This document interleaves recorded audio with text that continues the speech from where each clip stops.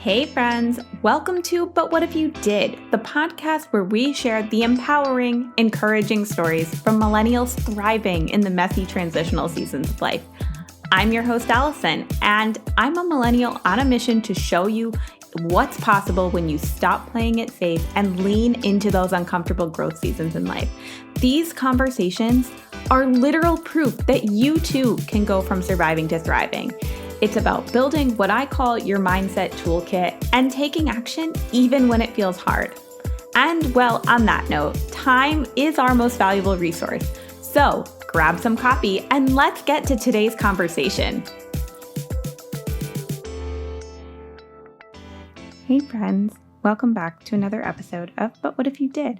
I'm your host, Allison, and well, first of all, I just wanted to say thank you for bearing with me last week. It was an unexpected gap where I was unable to put out an episode. My cat had a little bit of an emergency trip to the emergency vet. He had a little reaction to a vaccine he had received. And thank you for all of your kind messages and for just still coming back this week. So anyways, I'm really grateful to have you here. If you are new here, welcome. We are all about helping you navigate those big life transitions, and I can't wait to learn more about you. If you are returning, once again, we are closing in on the season finale for season 1, which will happen next week. So with season 1 coming to a close, I just want to remind all of you that we will be back a little bit into October, probably around the second week after a little refresh. And I just can't wait to share what I've been working on with all of you. So in today's conversation, we chat what a life coach does, the basics of human design, how to find an aligned life coach, and why you simply have to experience having a life coach to understand why it makes such an impact. Seriously, that summary just scratches the surface of what we're about to uncover in today's conversation. But before we get to that, I do want to share a couple more things. So first of all, during our little hiatus, the best way to stay connected is going to be through our email newsletter. So if you are not part of our But What If You Did Insiders community, head on over to butwhatifyoudidpod.com. The pop-up will show up right away when you get into the website for the first time. It'll tell you that that's how you can access the video recordings for these episodes. And yeah, get on that list. I will still be sending out my weekly what I'm loving, my favorite recipes, what's new in my world during the downtime. So that is really, truly, truly going to be the best way for us to stay connected. I also just love getting to know you guys that way. It is definitely one of my favorite, more intimate ways to stay connected with the community. So we would love to have you join us over there. Something that I have been talking about a lot in my newsletter that goes out every Monday is this new program through Daydreamers that I've been beta testing. So I want to tell you a little bit about that because I've been getting a lot of questions and I think it's really going to vibe with you guys. So Daydreamers was created by Katina, who is the author of On Adulting, which is a book that I talked a lot about towards the end of last year. And the program is basically designed to help fight burnout with creativity, curiosity, and imagination. And I've been beta testing this and loving it. So I've gotten so many questions from you guys, especially those of you who are on my email list. So I wanted to share just a quick little high-level sneak peek with you guys here as well. So basically, when you opt in for the subscription, right now it's in a beta test, so it's not a full-blown subscription yet, but it will be. You take a wellness survey and you get matched with a creativity kit that is filled with art supplies that are tailored to help you find your best creative flow state. So from there, you get paired with a creative well-being coach, and bi-weekly, so every other week, you have a 30-minute coaching conversation over SMS text messages where you basically just have this like open conversation about what's going on in life. And together, you and your creative well-being coach find ways to infuse your creative well-being toolkit and creative well-being practices into your day-to-day routines to help you learn how to better achieve that flow state more often. And after a couple months in the beta test, I just couldn't wait to share how much this has been a game changer for me. I've learned so much about myself, and we all know that I'm big on the personal development stuff to begin with. And what I've uncovered about myself through this program is like I can't even put it into words. That's how crazy cool it is. So anyways, I've learned, like I said, just so much about myself, and I've just really fallen in love with finding new ways to infuse creativity back into my day-to-day. And I have to say, I really have noticed changes in my stress, my burnout levels, my anxiety levels, and my creative time is just really become one of my favorite parts of the week. It's truly something that I feel like every millennial needs in their life. So, to learn more, make sure that you are signed up for my newsletter, slide into my DMs on Instagram. Right now, the program they have their waitlist up, and it's open for like pre-launch, but the full launch is expected later this year. And I do not want you to miss out on the chance to jump on board when it does launch. So, that's enough on that for today. Let's chat about more of what you can expect in today's conversation. So, in today's conversation, I sit down with Megan Seamans, who is a life coach, speaker, and author supporting women globally to break their comfort zones and live a life that they are fully obsessed with. Guys, Megan's energy is infectious, and I guarantee this conversation is going to elevate your vibe like no other. Oh, and I just found out that she lives like a couple towns over, which means that we'll be able to have a real in-person coffee date soon. And that's so exciting because I just loved this conversation so much, and I am so excited to share it with you. So, in the meantime, we're all going to have to settle for a virtual coffee together. But as always, thanks for coming to hang with me, and let's get to today's conversation with Megan. All right, friends, welcome back to another episode of But What If You Did? I'm your host, Allison, and this week I am sitting down with Megan Seamans. Welcome to the show, Megan. Hey, Allison, so thrilled to be here.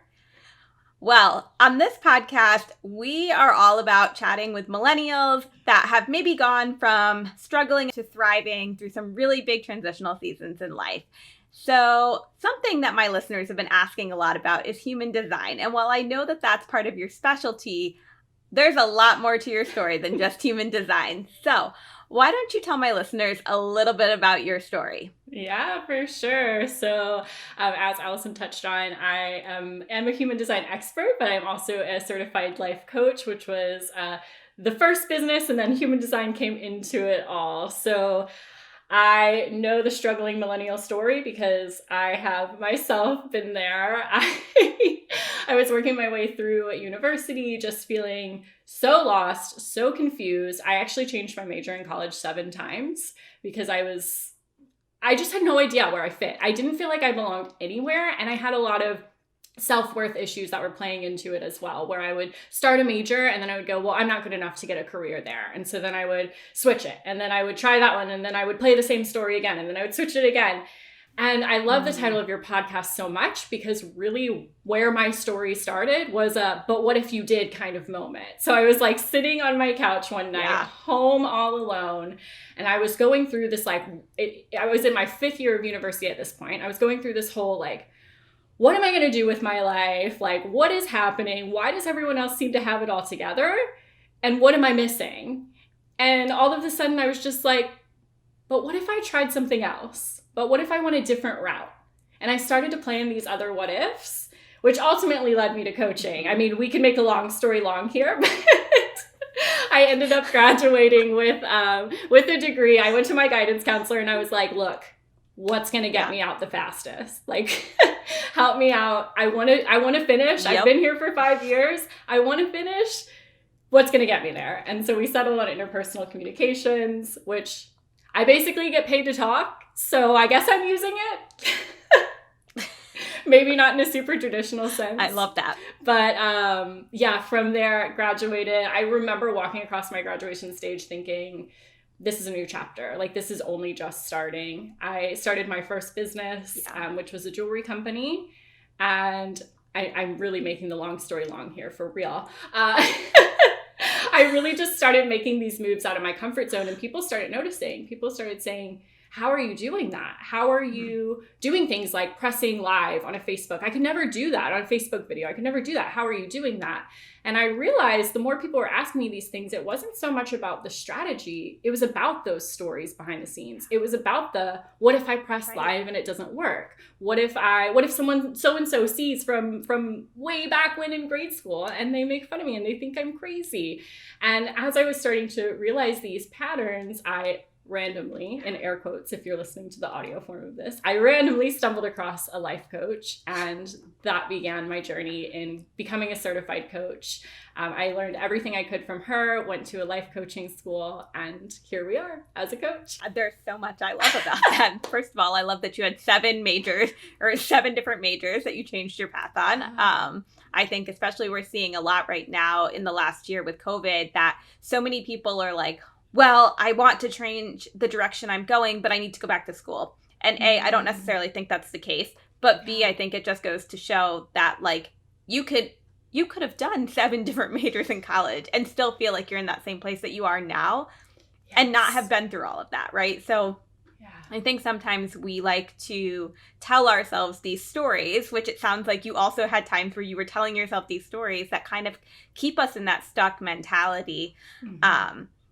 I probably about almost a year ago at this point invested in my first life coach. And that was where, like you, I invested in a life coach because that's a path I'm interested in pursuing. But I think a lot of people don't really know what life coaches do. I would love for you to tell them a little bit more about what a life coach does. Yeah, absolutely. So I promise I'll give you a bit of a description, but there was something one of my first mentors told me that I have held on to and absolutely loved. And he said, telling someone what a life coach is and what a life coach does is kind of like explaining to someone what a strawberry tastes like. A strawberry tastes like a strawberry. And to really truly know what life coaching is, you have to experience it. So at like a core base level, a life coach is there to support you and help you in forward action towards your goals. But truly what I believe underneath that is you have to experience it. And I see you like nodding your head. I'm like, do you like, now that you've worked with a life coach, do you totally agree? I do. Yeah. And I would have never... the strawberry analogy one is funny because anyone that knows me in real life knows that I'm allergic to strawberries. Oh no! So this was just kind of an ironic analogy. But also, oh my gosh, it's totally true because I think when I hired a life coach, I was like, well, they're going to help me figure everything out. And what I didn't expect was the amount of like, it's really just me figuring it out and them asking the right questions to help me figure it out for myself. Absolutely. And like to hear that is like, what does that even mean? Like, what do you mean they're going to ask me questions and I'm going to get there? If I knew, I would already be doing it. But it's this experience that you have to lean into it to truly, truly understand the magic that happens in coaching. And I think it's like that having a cheerleader in your corner. Like you're literally hiring someone to be your cheerleader, which sounds like a really weird way to put it. But like, I love talking to my coach every week because I know that no matter what crazy thing happened during the week, she's going to help me see all the great things that did happen. And she's going to be the one that's like, yes, but you're on the right path. And yes, you got to keep pushing forward. And yes, this was this really great thing that I love having that like support in the back corner, even when my world feels like it's falling apart. Oh, I love that. I love that description so much. And it's like having that person. Like you can't help but do more when someone else is sitting in front of you and they know that path and you just, you just show up bigger. You show up in like ways you couldn't even imagine. Yes. And I think you're more open to learning about yourself too, because you know that like you don't have to be afraid of what you're uncovering about yourself because someone's going to help you work through that and help you make that next step. Oh, I love it. Oh my gosh. Yeah. How did you find human design? Yes. So I was a coach for, I started coaching in 2016. And of course, I mean, I think all coaches have a bit of an obsession with personality tests, like different tools. Yeah. Just bringing in different tools for my clients is something I love to do. And what I kept noticing with these personality tests where you select the answers, and absolutely still love and adore all personality tests and think they're incredible tools. But something I was noticing with my clients where you select the answer is they would take a personality test at the beginning of a series, get a result. At the end of a series, they would get a different result because you're perceiving yourself in a different way. And so you're answering these questions how you perceive yourself. And so I found human design, which is based on your birthday, time, and location. And it never changes, no matter where you move to or where you're located now or anything. It never changes. And I'm going to be so honest. At first, when I saw it, I was like, yeah, right. Like, I was so resistant to it. I was like, there's no way. Yeah. I was like, there's no way that something can know me that well. There's no way. And so I really, really resisted it at first until I started tapping into it. And it took me about a year to clients kept asking me, do you know about human design? Do you know about human design? And I was like, yeah, it's another like cool tool that you can use. Like, definitely look it up. Yeah. And I do this thing where, you know, the breadcrumbs go in front of me and enough people ask me about it that I'm like, okay, I'm obviously meant to check this out. And once I opened it up, it was like, I couldn't look away. I couldn't look away because I was opening up. I did my own chart first, of course. And I'm sure we'll talk about a little bit more about what human design is. So you can get some more. Yeah. Some people might be like, well, what are we even talking about with a chart? So I opened my own chart and I had these breakthroughs of, I mean, and we can go into like some examples if you want, but I had this moment of seeing something that I shut down in 3rd grade. And I could pinpoint that I did that in 3rd grade and that was me and it was who I was always meant to be. And as I started opening up more people's charts around me, like my boyfriend's chart, my parents' chart, they were seeing the same things. They were seeing strengths that they were just like pushing to the side and things that always felt like them that they pushed to the side. And so I couldn't look away anymore. And now human design is part of my coaching practice. Yeah, I looked at my chart a lot, probably a couple of years ago at this point. And I'll be honest, like I didn't really understand it at first because you have to have a little bit of knowledge to kind of understand what is in it. And it was only a couple of weeks ago that my life coach was like, are you a generator? And I was like, yes, how could you tell? And she was like, we have a lot of similar tendencies. Like, she's like, I just had a feeling. And then I forget what part of the chart, but there was another part that she referenced and she was like, oh, do you have a 6? And I was like, yes, actually I do. And that was when I reopened my chart and was like, oh my God, there is so much of this that is so accurate that I think at the point that I found it, I just didn't know enough of what I was looking at or have enough interest to try to understand it. And now that I've done so much growth work over the last couple of years, it's amazing to me what I've learned about myself just from going back and revisiting the chart. And I've not even like had somebody formally read it to me. I'm just trying to figure it out myself. It is mind-blowing. I mean, I'm doing a group session on Friday and I always do like a question form beforehand, like, hey, you can jot your questions down here just so you don't forget them. And I just peeked in it and someone put, how do you know all this about me? That's what human design is. It's just like you're looking at a painting of you. Yeah. Okay, so tell us a little bit about what human design is. Tell us about like the 5 types and give everyone a basic overview. For sure. So what human design is at its core is it's literally the study of how all human beings are different. So there's 2 billion different configurations in human design. As I said before, it's your birthday, time, and location. I know, right? So we'll talk about the 5 main types, but I always like to remind people 2 billion different configurations. So even though you hear your type, that's just the tip of the iceberg. There's so much more that goes into your chart and makes you uniquely you, which is one of the reasons I fell in love with human design in the first place, that it was so different for each person, because I believe that's how we're all made. We're all unique and different humans, right? Yeah. So the 5 main types in human design, we have our generators. Do you want me to share just a little cool, like a little tidbit of each type? Yeah. Cool. Okay, awesome. So our first type is our generators. They are here to be our like creative life force beings. They are the doers of the world. They find their projects that light them up. They're made to follow that buzz of energy and like use all that energy up. Yeah, I love sitting with a generator that's like, yep, that's me. That's me. I've got the energy. I'm ready to go. Yep. Yes. So each type comes with what's called a strategy, and that's really how you're meant to move with life with the least amount of resistance. So for our generators, that's what's called wait for a response. And what that means is you're waiting for that buzz of energy. You're waiting for that, yes, this is the direction I'm meant to go in. Yes, I have the capacity for this. So then we have our manifesting generators, second type. Our manifesting generators are a type of generator as well, but our manifesting generators have a little bit more movement towards their clarity. They have a bit of manifestor in them as well. So our manifesting generators have that buzz of energy, but they're likely a little more multi-passionate. I feel like whenever I sit with a manifesting generator, I'm like, what's the adventure we're going on? What, like, I feel like they're like always like ignited. Choose your own adventure. Yes. I feel like they're always like ignited, ready to go. Something exciting's happening. And I like totally want to be on board. So manifesting generators have the same strategy as our generators, which is to wait for that response. So wait for that buzz of energy. Then we have our manifestors.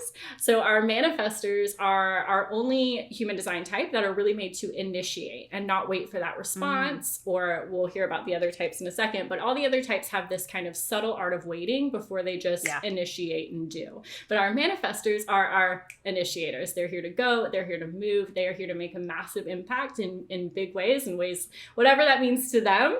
And for our manifestors, the strategy for them is to inform. So this can feel kind of like counterintuitive for a manifestor, because our manifestors are like, they want the freedom. They do not want to be controlled. They're like here to go, here to move. But to keep the peace for everyone, it's so important. And to keep the peace within themselves as well, it's so important for a manifestor to inform before they just jump and go. So the example of that would be if a manifestor is like, hey, I'm going to quit my job. Like for a manifestor, their energy is just like, cool, I'll just walk out and go. Like whatever, bye. I'm just done. Yeah, they're just done. Like peace out. We're good.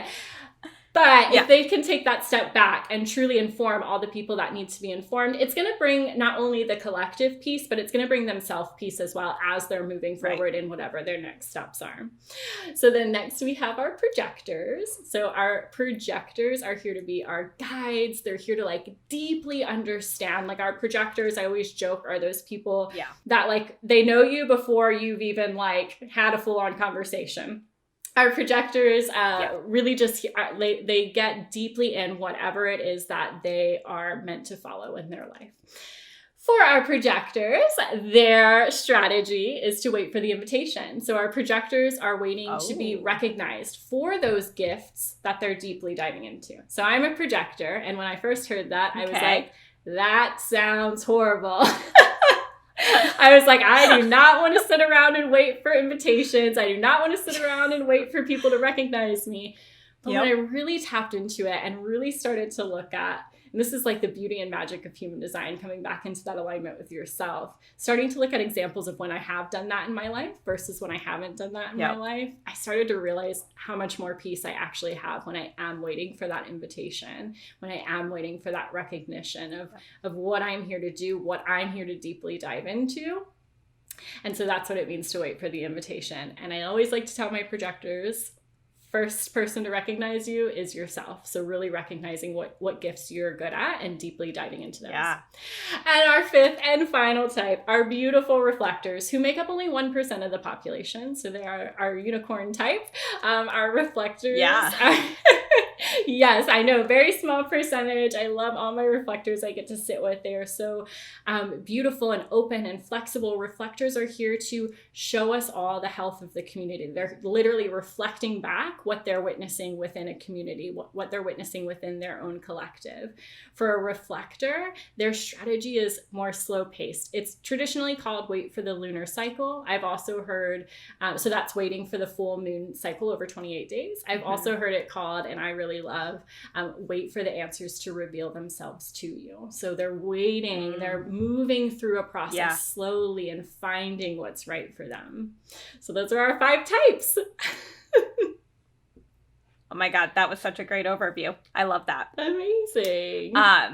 So now, how do you use human design in like practice with your coaching practice? Like, how do you use that to help people? Especially, everyone that listens to this pretty much is navigating some level of a life transition, right? And I think human design can be so informative when you're navigating transition. So I'd love to hear how you like combine those two worlds. Yeah, I love this. So the way I use human design in my coaching practice, I have like human design intensives, but I also use it in my coaching series where we tap into their human design very first before we actually start a series at all. And we kind of use it as a compass throughout, a GPS. If they're feeling resistance, I pull it back to the design and look at where are we missing that alignment. And we just use it as literally like a compass, literally like a little GPS for us. It's just a handy tool in our toolkit to come back to.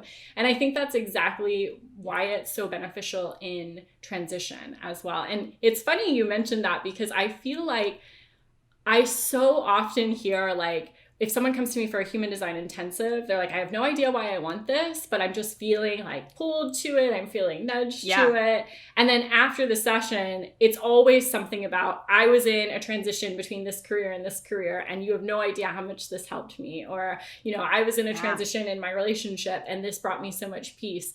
And it's literally just having that tool to guide you into, where am I creating resistance in my life? And what if I had ease instead? Wouldn't that be much nicer? So it's just this tool, right? I know, like, transitions don't have to be big, scary, messy things. We can have transitions in ease.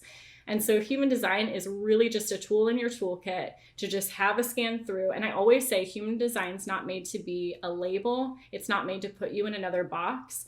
Anytime I sit with someone for human design, I always say, if something doesn't land with you, pause.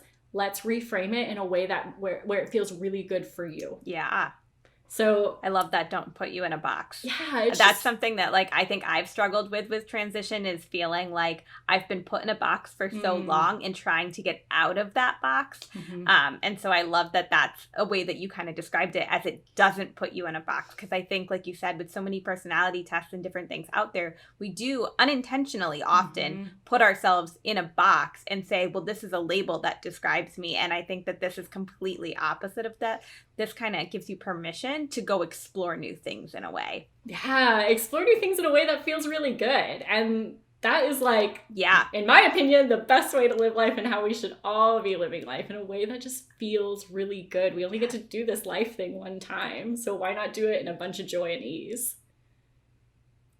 I also love that you pointed out how transitions don't have to be hard, that they can be filled with joy and ease, because I think that that's another thing that, especially after the last year, between so many of us that went through long job losses or furloughs, or are still struggling to make that pivot in our careers, it can feel like transitions are just overwhelmingly hard. And I think sometimes it really is as simple as that mental reframe of telling ourselves that it's not as hard as we think it is. It's easy. It's us figuring it out on the journey of getting to that next point, rather than us being trapped in a box and not being able to move.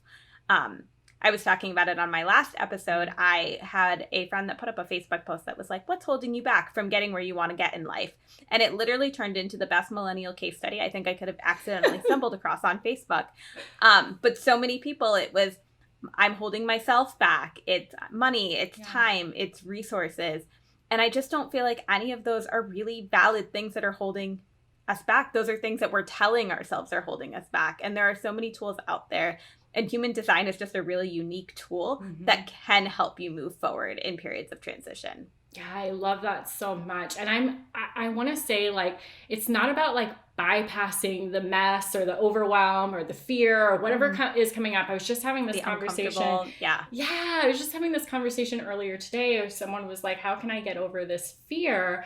And I was like, well, the first step to getting over the fear is acknowledging that it's there, and then we'll create the ease, and now we'll create the solutions. So, and that's literally what human design is. It's a little tool that can give you the ease in the process. Yeah. So for those that are now interested in learning more about human design, learning more about life coaching, how do you go about finding a life coach that aligns with you? I'm interested to hear what you recommend. Yeah. Oh my. Okay. So this could probably be like a 30-minute conversation all on its own, because I'm so passionate about finding aligned coaches, especially in a world where we are now like booming with coaches. Like the online, I mean, the coaching industry is growing every single year. And with the online boom that happened, I mean, it was already happening. And then I think 2020 just escalated the online boom even further. Right. And so there's coaches all around us. And so I'm so passionate about people finding the aligned coaches for them. So I'm going to try it. I'm going to not make a long story long again. By the way, I'm a talker, and we got all the time in the world. I love it. It's in my human design. My voice is like a huge thing in my human design. So, anyways, reeling it back. So, how to find an aligned coach. So, first, I always say use your intuition as your guide. If your gut feeling's telling you it's a yes, it's a yes, especially if you're a generator. Second, just get really clear on what it is you're working on. Like I was saying, there's so many coaches out there in the world. So there's so many incredible niches that coaches are supporting people with. So, put your researcher hat on, like give yourself a little explore, find some hashtags you like, search on Instagram, find some amazing podcasts like this one where there's incredible coaches on. I'm sure there's so many more even beyond this episode right here. Yeah. And just kind of start to look and feel into, so you can tune into that intuition. Who's the right coach for you? And then finally, I say hop on those. I think almost every coach offers some kind of free discovery call, free consult. Hop on that and allow that to be just as much of an interview for you as it is for them. Don't be afraid to ask that coach questions about their qualifications, about, things that you would work on and how you would work on it, what tools you would use. Don't be afraid to ask those questions because it's an intimate relationship entering in with a coach. Like you can go really deep with a coach and you can work on things that are so, so important to you and whatever's unfolding in your life. So make sure that you feel really good and supported in that very first conversation you have. It's funny that you, when you were like a generator knows by their intuition, my life coach, I heard her on a podcast and literally everything said, the entire podcast, I was like, I have to know this person. She's speaking to my soul 100%. This is exactly where I am. This is exactly what I'm looking for. Yeah. And that's what I did was I signed up for a discovery call and I got off of it and immediately was like, I don't even care what it costs. I'm going to have to make it work. I love this. That is how you find an aligned coach, everyone. That moment that nudge comes through, that is exactly how I found my first coach too. I was doing the Instagram scroll. I was like, what is this? Can't look away. I consumed her entire website. I listened to probably her whole podcast in a couple of days. I had no idea how I'd make it work. She lived in Australia. I was like, this is crazy. I'm never going to meet her in person. Like, how am I going to explain this to everyone? But I knew I had to do it. And that is the nudge to follow. Yeah. So do you have any advice I have a lot of male listeners that have expressed interest in looking for coaches that feel like they struggle to do that through Instagram. I know for females, I feel like it's pretty easy for us because there's so many female empowerment coaches, especially out there that focus on females. But any advice for males that are looking for that same level of support? Yeah, they're out there. I know they're out there. I know some incredible male coaches that are out there, and you're right. They are a little trickier to find, but I promise you can find them. They're a little harder to find. I would say literally starting with a Google search of male life coaches on podcasts, especially if podcasts are your jam, starting to find some interviews. And it's kind of like I feel like this is true with female coaches as well. It's kind of like once you open the box, then more starts pouring out. So if you can do that first initial, I literally would start with a Google search. It sounds like a simple action step, but just male coaches, and I would probably type in podcast or articles or YouTube channel, whatever your jam is, and see what comes up, and just start following the breadcrumbs from there. Because once you open the box, you'll start finding another one that's in that same category, and another one, and another one, and another one. So that's really where I would start. But I will say, I do know they're out there. I know some incredible male coaches. And so don't feel discouraged that it is probably a more female dominated industry, but they're out there. I love that. So if my listeners are interested in learning more about human design or life coaching, tell me about resources and how they can go about finding resources, books, podcasts, workbooks, anything you got. Yeah, so for human design, honestly, you can pull your chart free online, and that's where I would begin. I would just start tapping into it, just like I did, just like Allison did, just tapping into that free chart pool. You're going to look at the chart and be like, what am I looking at? Because it's a bunch of lines and shapes and numbers and different things like that. Yes. Shaded in and yeah. Yes, this is where the 2 billion configurations come in, and we've only touched like the very first layer. So pull that chart online, start to look at that type that we talked about in the strategy. Both of those are here in this podcast, so you've already started tuning into it a little bit. And then I have a free guide that I will drop the link somewhere, but it's meganseamans.com. In the show notes. Cool. Purpose by design. And I literally walk you through what those shapes mean, what those lines mean, what the colors mean, what the numbers mean, and I give you some journal prompts for your type in human design as well. So that's a resource you can use too. And beyond I clearly need that. We'll drop it in the show notes for you. Don't worry. Yeah, perfect. That's where I'm going after this call. Awesome. I'm going to be down a rabbit hole all night. Yeah. It is a rabbit hole. It is. There's so much. I mean, okay. I won't go down a whole human design rabbit hole here, but if we just look at all the things human design can give us, it's pretty incredible. Beyond that, there's so many books out there. I started my own human design education through a book. And then expanded from there through courses and mentors that I just really felt super aligned with. And I found them literally the way we were talking about. I searched human design on Instagram and I just tapped into, does this person feel really good? Do I like this person's vibe and message? And I just started learning in that way. Yeah, so that's human design.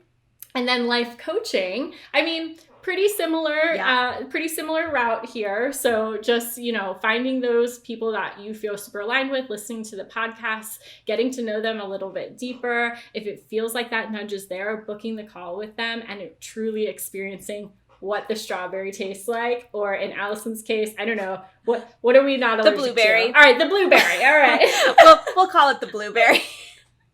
Yes, and truly experiencing what a coaching relationship feels like and if it feels like the right next step for you. Yeah, I love that. So, like I said, everyone here is experiencing some level of transition. And something that I've noticed with a lot of the conversations that I've had with other millennials is that there's usually a particular point in the story where they felt like they had this big mindset shift, or they kind of had this pivotal breakthrough moment that kind of flipped the switch for them. Did you feel like you ever had one of those moments where everything just kind of all of a sudden switched, where you felt like you were more aligned? Yeah. I'll also say I've probably had about 20 of those moments. I always like to say, when, I work a lot with people who are looking to find their purpose and looking to find that alignment. And I always tell people, one of the first things I say is purpose is an evolution. It's not a destination. And so we're always going to be in some point of transition. There's always going to be another shift, change, breakthrough. And that's why these tools of ease and alignment are so important. But back to my own story. I definitely had that transition just sitting alone in my parents' house that I talked about in the beginning of the story, where I just had that, what if I just tried on a different story? What if I went a different path? Yeah. What would happen then? And after I graduated, before I started my business, all my friends were getting their corporate jobs, telling me about their 5-year plan and how, they're so excited because they just started this job, and in this many years they'll probably be a manager, and in this many years they'll be this and this. And I was like, they're going to climb the ladder. Yes, climb the ladder. Yeah. And I was like, this is awesome. And I know it's not for me. And so my very first move, before I started my first business, which was a jewelry company, I went and I decided to get a job being a nanny. And everyone was kind of like, what? You just graduated? You have a degree? What? Yeah. Why is that the route are you going to go back to school and be a teacher? And I was like, no, I'm just figuring it out right now. And this brings me joy. And I know that if I have joy in one area of my life, I'll find joy in other areas of my life. And because of that choice, I like that. Yeah, it's because of that choice, I had enough flexibility to start my first business and to finish my coaching certification program because of that choice that was out of the box, that was not the path everyone else chose. That brings up, like I've been talking to my life coach a lot lately about bridge jobs. And I think sometimes people don't realize that sometimes the right step is to take that bridge job that's going to give you that flexibility to figure out what it is that you truly are more aligned with, are more passionate about, to explore new things that you maybe are starting to be a little bit curious about, but you haven't had the time because your corporate job doesn't allow you the time to do it. Yes. So I love that that was part of your story as well. I love bridge jobs. I think that's super powerful. That's like a super cool name for it. Yeah. That was something that I was not familiar with, and we've been talking a lot about energetics and stuff lately, and she was like, well, have you ever considered a bridge job? Sometimes a bridge job can hold you over while you are exploring what's really next for you and things, and I thought that was a really cool way of putting it. Yeah, I love that. Bridge job. So to end every conversation, I like to wrap up with one of my absolute favorite questions. And that's because as millennials, I think we rarely give ourselves enough credit for the crazy things we go through in life and how well we navigate them. Instead, we prefer to tear ourselves down. So on this podcast, we like to celebrate when we've done really amazing things. So when you look back a year from now, what do you think you'll be most proud of yourself for? I love this so much. And I have to shout out my favorite quote that I tell all my clients all the time. We start every session with celebrations, and I say, big or small, we celebrate them all. That. So I love a good celebration. So 1 year from now, what month are we in? We're in August. 1 year from now. Well, I just got word. I was like, I don't know what month this is. I only know that because it's my birthday month. So that is the only reason I know what month we're in. Otherwise, mine is September, so I'm getting there. Yeah. Getting close. Happy early birthday. Coming. Yep, see? Just around the corner. It's almost pumpkin spice season. I love it. Okay, so 1 year from now. So I just got word today that my favorite country on earth was starting to open up again. And there's a new flight route direct from Orlando to Scotland, where I lived. My boyfriend and I traveled there in 2018, and then we lived there for a few months in 2019. So 1 year from now, I'm hoping the world is opened up again enough for us to go back and live there again temporary, because a part of my heart belongs there. So that is what I hope to be celebrating 1 year from now, that I am coaching all my incredible clients and helping everyone with human design, sitting in my favorite place in the world, which is Scotland. Oh my gosh, I love that. And I love to know that just opened up in Orlando, because, these are important things to know when you live in similar areas of the country. I was like, oh, that's a fun fact. Yes, we were literally celebrating this all morning. And so I'm thrilled that I get to celebrate this and speak it out as is. Here's to hoping that we can all travel the way we used to travel. Now we're speaking it into existence. Hey, it's going to happen. And then we can all look back a year from now when you called your shot on the podcast. So look out for that, everyone. Love it. Well, thank you so much for joining us. This has been so much fun. I know I could talk about human design all day, but I hope that this gave everyone listening a little peek into the human design world. If my listeners are interested in connecting with you more, getting to work with you, checking out everything you have to offer, where can they find you? Yes, you can find me pretty much any corner of the internet under my name. I'm lucky to have a name that is not too common that I couldn't get any of the handles. So at Megan Seamans on Instagram. I share a lot of human design wisdom there. meganseamans.com is my website. I also have a Facebook group, Lead by Design, where I share a lot of human design tips as well. Awesome.